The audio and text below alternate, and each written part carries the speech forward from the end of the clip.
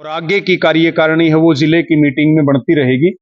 और आगे 5 नवंबर को पलवल में एक बड़ी मीटिंग करेंगे और इसके साथ में 29 अक्टूबर को और भी मैं बात करूँ रवि आजाद जी, जैसे हरियाणा में चुनाव नजदीक आने लग रहा है, ऐसे किसान जो दिन प्रतिदिन जैसे तारीख पर तारीख ना हो, अगर मीटिंग पर मीटिंग, पंचायत व पंचायत, पंचायत व पंचायत, नो तो ना किसान अपनी जो लगता है कोई पार्टी पुर्टी बना के चुनाव चुनाव देखो, पार्टियां एक्टिव होती हैं इलेक्शन के टाइम में, क्योंकि ये तो बरसाती मेंढक हैं। जब चुनाव आते हैं तो सारे एकदम निकल निकल के बाहर आ जाते हैं।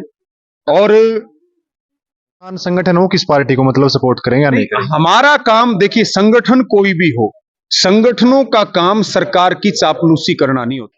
भाई सारे दर्शकों ने कपिल सांगवान के हाथ जोड़कर राम राम देखने लग रहे हो, अखर हरियाणा अखर बात सबके साथ सच के साथ फिलहाल मैं मौजूद हूँ भाई सार के अंदर। और सार जाट धर्मशाला में जो प्रदेश स्तरीय मीटिंग रखी गई थी किसाना की, तो सारी चर्चा एक बार जानेंगे कि कुछ इस मीटिंग में रहा, कितने सदस्य है, क्या क्या अहम भूमिका थी। फिलहाल नेतृत्व में करी थी भाई रामकिशन नैन जी और प्रदेश अध्यक्ष रवि आजाद जी हमारे साथ मौजूद है। भाई साहब राम राम। राम राम जी, सभी दर्शकों को नमस्कार। और भाई साहब कैसे? बस बढ़िया है। मीटिंग आज थी, बाबा महेंद्र सिंह टिकैत की जयंती सबने मनाई है, सारा परिवार यहाँ इकट्ठा हुआ है, तो परिवार के बीच में तो बढ़िया ही रहता है आदमी जी। आज किस उद्देश्य से यह मीटिंग रखी गई थी भाई साहब? आज एक तो चौधरी महेंद्र सिंह टिकैत जी की 88वीं जन्म जयंती पूरे देश में मनाई जा रही है, किसान जागृति दिवस के रूप में। और चौधरी महेंद्र सिंह टिकैत हमारे प्रेरणा स्रोत हैं, किसान आंदोलनों के जन्मदाता है। पूरा जीवन उन्होंने किसानों के लिए संघर्ष किया है, सरकारों को झुकाया है। तो आज उनको श्रद्धा सुमन अर्पित किए।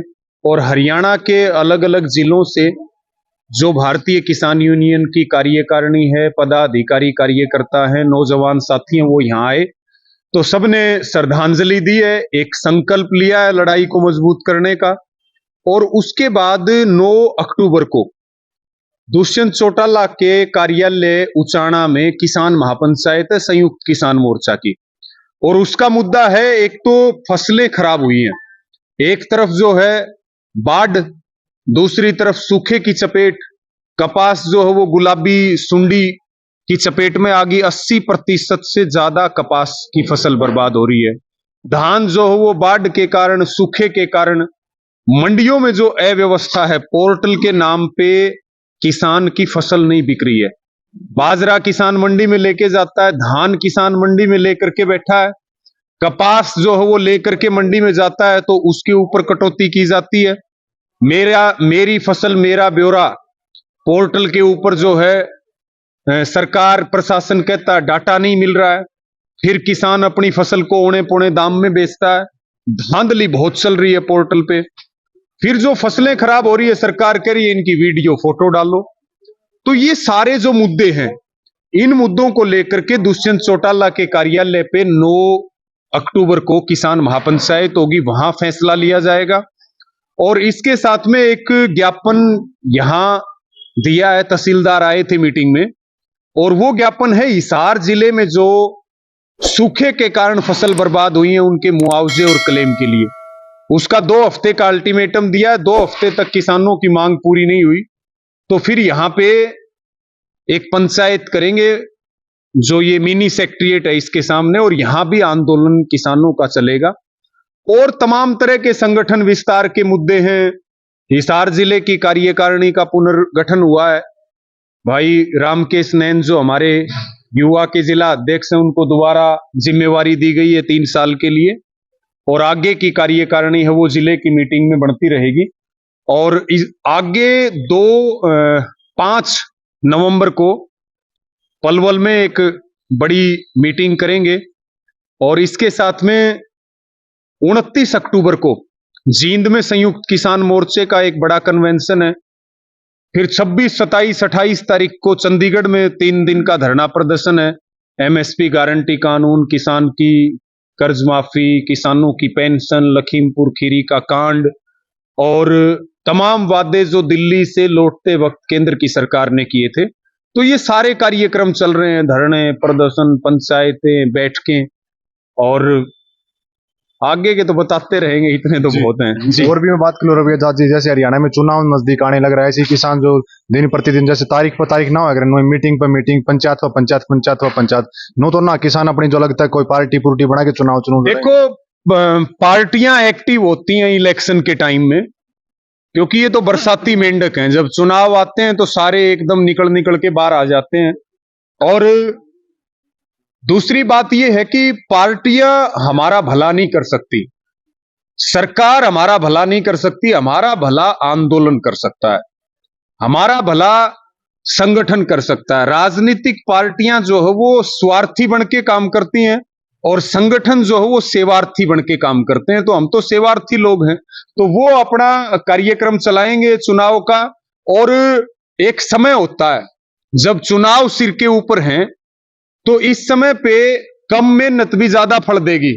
लो हमेशा आंटवा आनट टूटा। अगर अब जैसे कि लोकसभा के चुनाव नजदीक है तो संयुक्त किसान मोर्चा पूरे देश में आंदोलन तेज करेगा और लोकसभा चुनाव से पहले एक बड़ा आंदोलन इस देश में फिर होगा और आंदोलन की जरूरत है।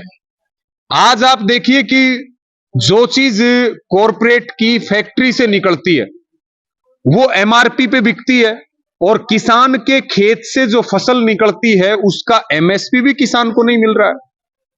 उद्योगपतियों के 13 लाख करोड़ रुपए माफ कर दिए गए और किसान का 6 लाख रुपए के लिए उसकी मकान की और जमीन की कुर्की निकाल दी जाती है। तो ये महंगाई का मुद्दा आप देख लीजिए, बेरोजगारी का मुद्दा आप देख लीजिए। मीडिया, 5% ईमानदार पत्रकार इस देश में बचे हैं जो गोदी मीडिया में शामिल नहीं हुए। उनके घरों पे ईडी की रेड डाली जा रही है। जो सरकार के खिलाफ बोलेगा उसके ऊपर मुकदमे दर्ज होंगे, उसको जेल में बंद कर दिया जाएगा। तो आंदोलन तो देश के लोकतंत्र के लिए भी बहुत जरूरी है, तभी संविधान का राज कायम रहेगा। नहीं तो आरएसएस की किताब से देश को चलाने की तैयारी हो रही है। सब तरह धर्म के नाम पे, जातियों के नाम पे, क्षेत्र के नाम पे लोगों को लड़ाने का काम किया जा रहा है और लोग अब जागरूक हो चुके हैं। जनता अब बेवकूफ नहीं है। समय आने पर सरकार का हिसाब होगा। जी रवि आजाद जी, मैं और भी बात कर लूं आपसे, काफी किसान नेता थे जो पहले थे, उन काफी संगठन थे, उन्होंने भी जो चुनाव लड़ा था। कहीं ऐसा नहीं कि रवि आजाद भी जो चुनाव की तैयारी कर रहे हैं? देखिए, रवि आजाद का तो बिल्कुल स्पष्ट है कि हम चुनाव नहीं लड़ रहे हैं और बाकी कोई हमारा किसान नेता लड़ रहा है तो उसको हमारी ओर से शुभकामनाएं हैं। हमें कोई आपत्ति नहीं। लोकतंत्र में चुनाव कोई भी लड़ सकता है और राजनीति में बदलाव होना चाहिए। बदलाव के हम विरोधी नहीं है। और किसान की आवाज, मजदूर की आवाज, नौजवान की आवाज विधानसभा में, लोकसभा में, सड़क पे लड़ाई मजबूत होनी चाहिए। सड़क पे आंदोलन मजबूत होगा तो सरकार जो है वो तानाशाही नहीं कर सकती, सरकार गुंडागर्दी नहीं कर सकती। हमें ये काम ठीक लग रहा है, हम आंदोलन में ठीक है। हमें कोई ज्यादा इच्छा नहीं है कोई एमएलए एमपी मंत्री बनने की। हम तो अपना लड़ाई लड़ने में खुश हैं और यही लड़ते रहेंगे। अंतिम प्रश्न पूछ के मैं मेरी बात पूरी करता हूँ। कहीं ना तो किसान संगठन हो किस पार्टी को मतलब सपोर्ट करेंगे या नहीं? हमारा काम, देखिए, संगठन कोई भी हो, संगठनों का काम सरकार की चापलूसी करना नहीं होता। संगठन हमेशा सरकार के खिलाफ आवाज उठाते हैं और लड़ाई हमेशा सरकार के खिलाफ लड़ी जाती है, विपक्ष के खिलाफ लड़ाई नहीं लड़ी जाती। जिसके हाथ में कुछ है उसी से मांगा जा सकता है और उसी के खिलाफ आवाज उठाई जा सकती है। तो सरकार के खिलाफ लड़ाई लड़ रहे हैं और कल को सरकार बदलेगी, दूसरी सरकार आएगी, ठीक काम नहीं करेगी तो निश्चित तौर पे हम पूरी ताकत के साथ उस सरकार के खिलाफ भी लड़ेंगे। जी। और भी मैं बात कर लूं भाई, काफी जो यहाँ जिला अध्यक्ष हैं युवा के, जो रामकिशन जी यहाँ पर फिलहाल, जिन्होंने मतलब सारे ही मतलब भाई साहब क्या कहोगे, जिस तरह भी आज जो पूरा हरियाणा के जो युवा टीम थी वो फिलहाल हिसार में पहुंच रही थी और आपकी अध्यक्षता थी? भाई साहब, हमने पूरे हरियाणा में कॉल दी थी भाई, युवा कार्यकारिणी की जो भी मीटिंग है वो हिसार में रखी थी। बाबा महेंद्र सिंह टिकैत की जयंती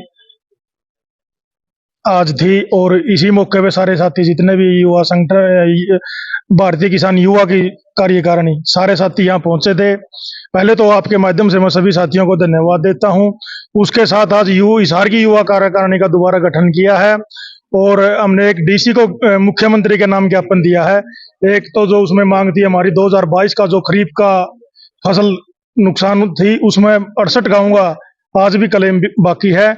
और एक था 2023 खरीफ जो अब गुलाबी सुंडी से नुकसान हुआ उसकी स्पेशल गिरदावरी की जाए और किसान को उचित मुआवजा दिया है। साथ ही साथ कम बारिश के कारण यानी हुई नहीं बारिश तो कम क्या उससे जो फसल नुकसान हुई है उसका किसान को मुआवजा दिया जाए बोल दिया। और हाँ ठीक है। तो आज कितनी संख्या में जैसे किसान यहाँ पर पहुंचे थे, युवा टीम थी जैसे? आज भाई साहब 500-550 की संख्या थी और इतनी ही यहाँ की कैपेसिटी थी हाल की, इतने ही साथी हमने बुलाए थे।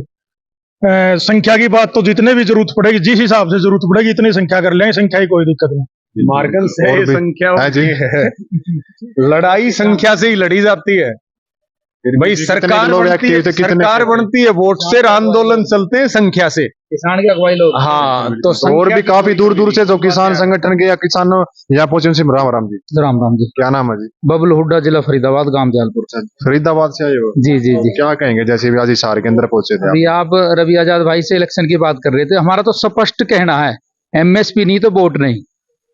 सरकार हमें एमएसपी नहीं देती तो वोट के भी कैसा अधिकार है सरकार को हमसे मांगने का? नहीं ऐसे तो फिर कह देंगे जो विपक्षी पार्टियां हो कहेंगे कि हम आपको एमएसपी देंगे, वोट ले जाएंगे, किस इस तरह की। पहले विपक्ष ने राज नहीं करे क्या? उन्होंने दे दिया एमएसपी। मुद्दा ये नहीं है, आज किसान इतना जागरूक है कि ना तो विपक्ष और ना सत्ता इन दोनों के बीच में नहीं आएगा। स्पष्ट मुद्दा है एमएसपी नहीं तो वोट नहीं। हमने क्या है, हम सरकार को बदलने वाले नहीं है, सरकार को बदलते हैं लोग और जो वोट डालते हैं। हमारा फर्ज है कि जो सरकार है हमें उससे काम लेना है। कल को दूसरा आएगा वो कि हमारे चाचा का लड़का है, अब ये उसने भी तो वही काम कर रखा है। आज देश में हालात ये हैं कि अगर आप पक्ष और विपक्ष की बात करोगे तो जब इनके हक और अधिकार की बात होती है विधानसभा और लोकसभा में तो कब बंटते हैं ये, और जब किसान और मजदूर की बात होती है तो ये पार्टियों में बढ़ जाते हैं। तो आज विपक्ष केवल और केवल जनता है जी। ये विपक्ष नहीं है और ना ये पक्ष है, ये सब एक है, इक्वल है। बिल्कुल ये तो आप देखोगे आज लोकसभा का जो हाल है 303 का आंकड़ा, उसमें 145 सांसद तो कांग्रेस के हैं। पिछले 9 साल से अल्पमत की सरकार चल रही है भारत में। तो जब नरेंद्र मोदी के नाम से इलेक्शन हो रहा है इस देश में तो क्यों नहीं उसने सच्चे और अच्छे और बढ़िया बच्चों को टिकट दिया? पहली बार आपने सुना होगा कि इस भारत के लोकतंत्र में प्रधानमंत्री ने एमपी चुने। पहले एमपी प्रधानमंत्री चुनते थे, जब एमपी प्रधानमंत्री चुन रहा है तो क्यों अच्छे बच्चों को नहीं दे रहे? आपने देखा 800 850 मुकदमे एक एमपी पे, तो एक क्या बोला लोकतंत्र है क्या? वही फिर फरीदाबाद से फिलहाल जो जी बबलू हुड्डा जी फिलहाल यहाँ हिसार में पहुंचे थे तो काफी संख्या में आज किसान यहाँ पर आए थे। इन्होंने कहा कि भविष्य के अंदर भी हम जो आंदोलन की रणनीतियां इन्होंने आज जो यहाँ से तैयार की हैं, तो इस वीडियो को आप ज्यादा से ज्यादा शेयर कर देना। मैं आपका भाई कपिल सांगवान, धन्यवाद। आखिर साहब के साथ, सच के साथ।